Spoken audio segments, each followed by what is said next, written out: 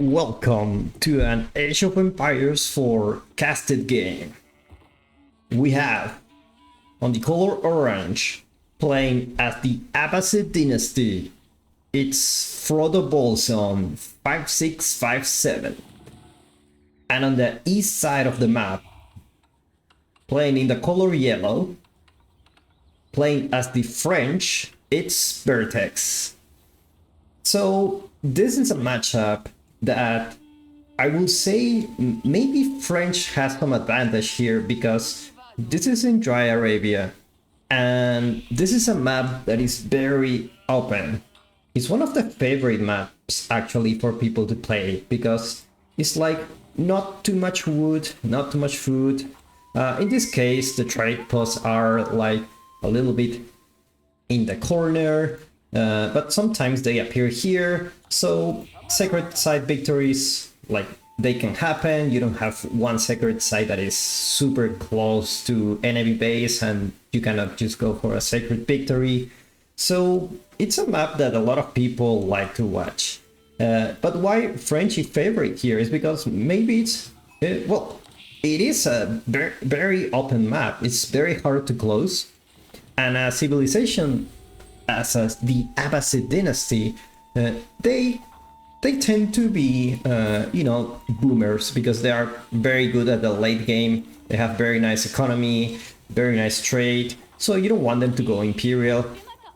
And this is a map that French can just really harass from different areas. They can come to here, like you can wall this part, but they can come to this area, and they can come to here. This is completely exposed, so this is very hard to wall off.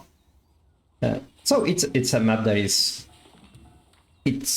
like it favors like the aggressive style.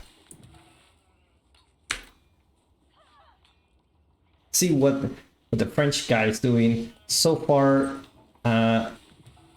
Let's see what kind of landmark they can go with.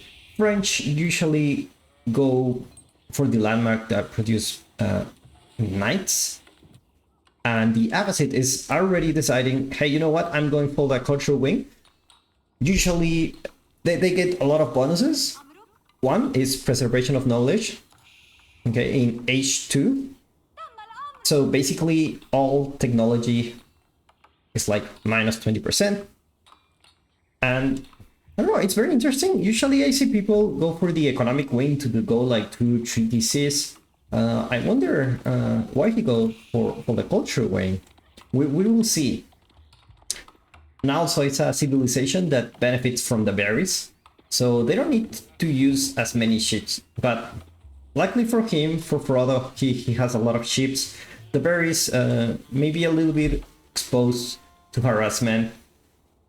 VerteX, on the other hand, he's going for the School of Cavalry, which produce knights, early knights, well, any kind of unit that comes from a stable actually, and they go 20% faster. Normally, I feel maybe you can put this landmark a little bit on the front so that the knights take less time to arrive to the enemy base. And sometimes those 5 seconds of difference can really change, the fate of these villagers. Like, for example, Frodo is already going for this barracks. Like, if he decide to go here, maybe in 10-15 seconds less, maybe he has one less spearman to protect these villagers, but he's already aware of it. We can check his vision here. Did he see it? He doesn't see it. He just assumes that he will just go for the cavalry here. So that's very interesting. It's like, you're French, you're going for sure to get a knight, and School of Cavalry goes, but very interesting, he has accumulated a lot of gold. And he already went for a early wheelbarrow. So it's like he looks like he wants to go for to have more of an economic build. And then you see that first knight is being produced. On the other hand, no signs of any spearman yet. Say, maybe he thinks, oh, you know, I don't really need the spearman now. So it will be interesting to see what Frodo is going up with. Looks like he will go for a second TC, most likely. And look, this looks like a really nice spot, actually. He could have this deer and this gold, and also potentially this deer a little bit far, but still can kind of semi-protect this area. You can see VerteX are already going to get some villager kills. He spots the second DC here. Interesting. Like, looks like he doesn't want to risk going too far from his base. Very interesting decision. Or maybe he just wants to gather more stone, right? He wants to protect the stone, and it's like, hey, you know what? Let's go for a third TC here. Knight goes, but there are no villagers here, and he's already throwing the first archers. Interesting, he's going for early economic upgrades. You got the acid distillation, you basically increase the gold and stone gathering, and you got this one is very common, the double broadaxe. Is it double broadaxe? Oh, it's lumber preservation. Sorry, lumber preservation is the second upgrade. Double broadaxe, it's the first upgrade. He already went for those, so he should be in a really good spot. Interesting, he also go for the stone upgrade, because normally you want to do it when you have more villagers, but he just decided, you know what, I have a lot of gold, let's just go for all the upgrades here. And indeed, our Abassid friend is going for a second TC. First engagement going on. VerteX trying to get some villagers. Looks like it's gonna be a little bit hard to get there. You got this tree covering this wood line, just covering any kind of hole where he can sneak in. Got this very cheap wall. You get a lot of value from this. French cannot go from here, but I wonder where he will put the 30C. Maybe in this goal, like if he wanna play like a turtle style, like maybe he wants to be more defensive, he may want to put the third TC here. It's interesting because he goes for this wing, but he doesn't go for the economic wing, where economic buildings cost like 25% less. So essentially, his TCs will be much cheaper. That's very interesting. Now military numbers are increasing for VerteX. 5 knights and 7 archers. And Frodo decides to go for some horseman spear. Classic combination to counter the knights and archers. He just needs to micro them well. And looks like he reduced the number of villagers in gold. Or he was always a tree, maybe. Usually you want to have more villagers in gold because you want to produce knights constantly. And also have those upgrades deal by deal. And you see the first engagement goes in. We also got some ships here that also want to join the party. It's always nice that you got some ships while you're trying to attack and they just follow you. It's like very loyal ships. It looks like he's transitioning to horseman. That's very interesting. Usually you will see civilization like the French take advantage of their early knights, which are very strong. And our spearman gonna try to focus on the knights. Archers try to focus on the pikemen. This doesn't look too good. He needs to move these knights, otherwise he will lose them. But looks like the units are focusing on the wrong target. Reinforcement coming in from VerteX. And looks like he will be able to clean this up.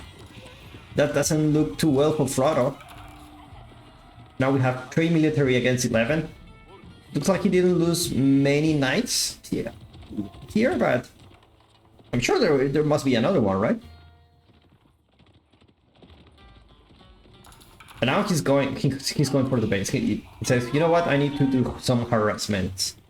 Like, sometimes that's a right call. When they are attacking you, you want to go and attack them to focus their attention on their base and not yours. But the problem with that is you may focus your attention on their base and forget about your villagers. And we got the first villager kill for VerteX. One villager kill already.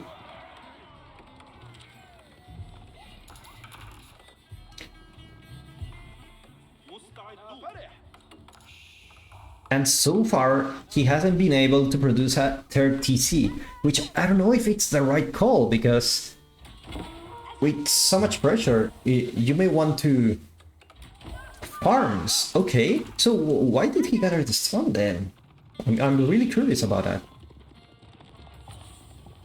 So knights, more knights coming into the base. VerteX playing very defensively. So far, it's really hard to harass Frodo. There are not many places where you can go, but this part, it's a little bit close. Got some raiding going on, some horsemen going here. This looks like a clear indicator that VerteX is trying to go castle. It's like, you know what, I cannot harass much. Or maybe he just wants to produce no more knights, I don't know. There's 12 villagers in gold. It's a lot of income. If you go here, you'll see 300 gold a minute. Basically, 2 minutes you already have enough gold to go castle age. But he's still having constant military production. Wolf trying to annoy the villagers, and he got a kill. It always happens where, you know, this wolf is just attacking you, and there are so many things to focus on, and you forget about this. Meanwhile, Frodo trying to be annoying with this horseman. VerteX says, you know what, I'm gonna put a knight here. I'm gonna put like a couple of knights and my base will be safe. Meanwhile, I can just harass here.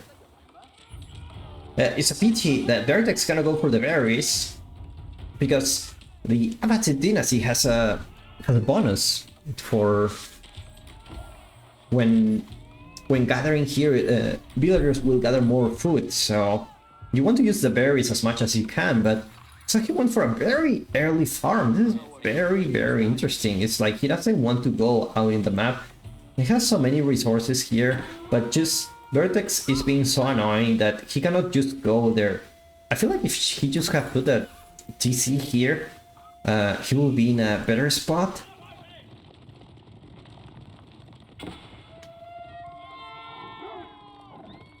Knight's gonna chase. These 4 horsemen still being very annoying. And looks like he's gathering some military units, but VerteX decides, you know what, it's time to attack. He gets 5 villager kills, 6 villager kills, go for a 7, 8, 9 villager kills. That was really nice. He got really nice value. The army react too late. VerteX already looks like he's having control of the situation.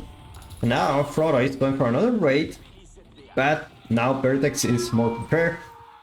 He got a tower here, but you know what? Let's go for the berries. There is no one here. He managed to get some kills, but the tower will be able to deal with those horsemen. It's still not a bad trade. 4 horsemen for 3 villager kills, I think. He got there. I feel he needs more spearmen. I feel he needs much more spearmen than horses.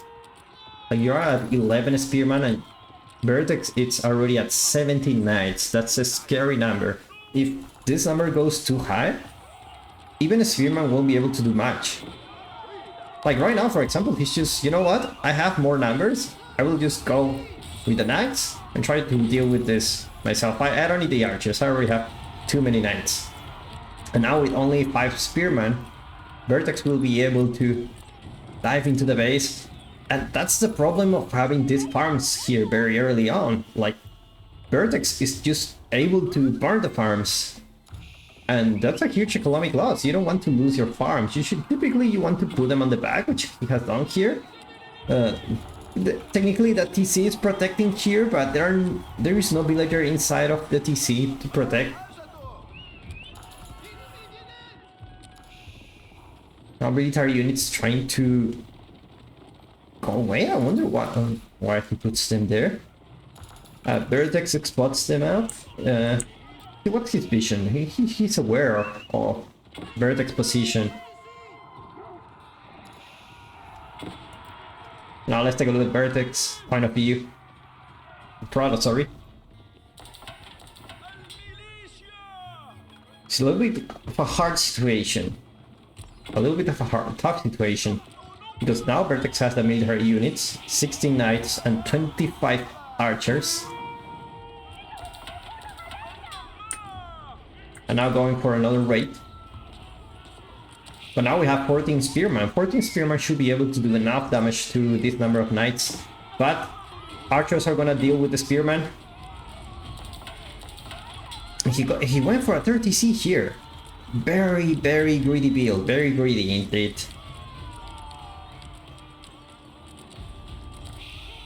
But looks like the TC will be able to do some damage, but those knights are very tough against arrows. They have a lot of defense. They're very hard to kill, but they're still like feudal knights, so you can still do some damage to them.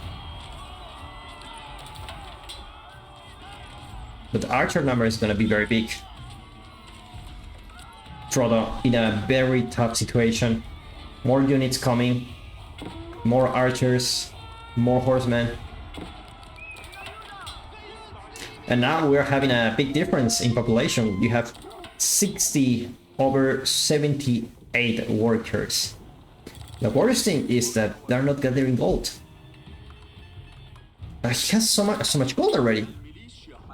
He can, when this kind of thing happens, you can just go for a market and trade. You could just go for a trade here. Now the first farms are going.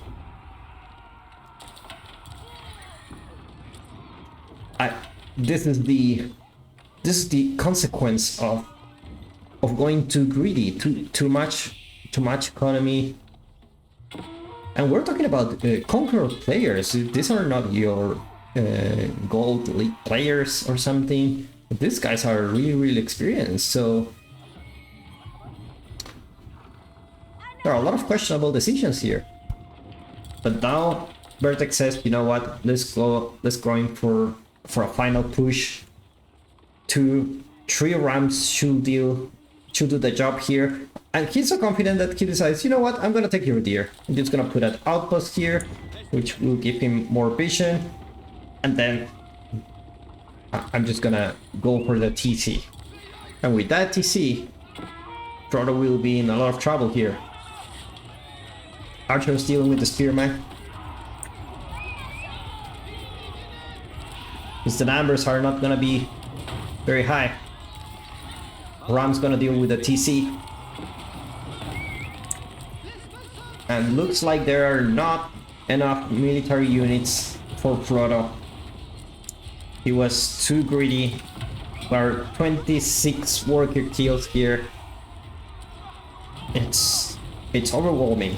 It's overwhelming. Now the first TC goes down and Frodo says GG. Thank you so much for watching. If you like this video, give me a like and I'll see you in the next one.